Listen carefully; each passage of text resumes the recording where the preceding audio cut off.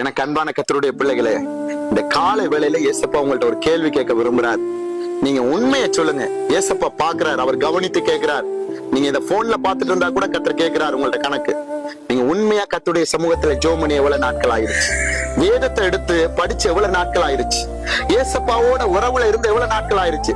உண்மையை மட்டும் நீங்க கமெண்ட்ஸ்ல சொல்லணும். தேவன் அதை பாக்குறாரு. இன்னும் அந்த பாவத்துல இருந்து வெளியில வர முடியாம இருக்கு. அபிஷேகம் சோர்ந்து போயிருச்சு, கர்த்தருடைய தரிசனம் சோர்ந்து போயிருச்சு.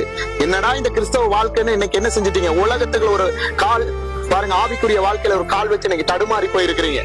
கடல்ல பாத்தீங்கன்னா நடுக்கடல்ல இருக்கிற படகு தடுமாறிட்டே இருக்கும். கரைக்கும் போக முடியாம அந்த பக்கம் போயிட்டு இருக்க முடியாம சென்டர்ல தடுமாறிட்டே இருக்கும். அது போலதான் இன்னைக்கு நம்முடைய வாழ்க்கை இருக்கு. அதான் ஆண்டவர் ஒரு வார்த்தை உங்களுக்கு நினைப்பூட்டுறாரு.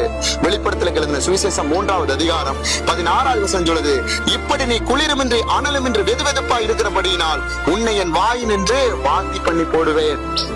குளிரும் இல்ல, அனலும் இல்ல. வாழ்ந்த ஏசப்பாவுக்காக வாழுங்க. இல்லாட்டி நீங்க அதுக்குள்ள வராதீங்க. ஏசப்பாவுக்குள்ள ஞானஸ்தானம் எடுத்து அவருடைய அபிஷேகத்தை பெற்று தரிசனத்தை பெற்று கர்த்தருடைய பிள்ளையா இருந்து இன்னும் பாவத்துல இருந்து உங்களுடைய ஆத்மா எங்க போகுது? இன்னைக்கு நீங்க மறிச்சிட்டீங்க, உங்க ஆத்மா எங்க போகும்? இளைப்பாறுதலுக்கு போகுமா, நரகத்துக்குள்ள போகுமா? உலகத்துல எல்லாத்தையுமே நீங்க ஆதாயப்படுத்தலாம். நல்லா படிச்சவங்க தான் நீங்க, நல்லா கை நிறைய சம்பளம் வாங்குறவங்க தான் நீங்க, நல்ல மேன்மையான பாருங்க பொறுப்பெல்லாம் உங்கள்ட்ட இருக்கு. ஆனா இது இன்னைக்கு நீங்க மறிச்சிட்டீங்க.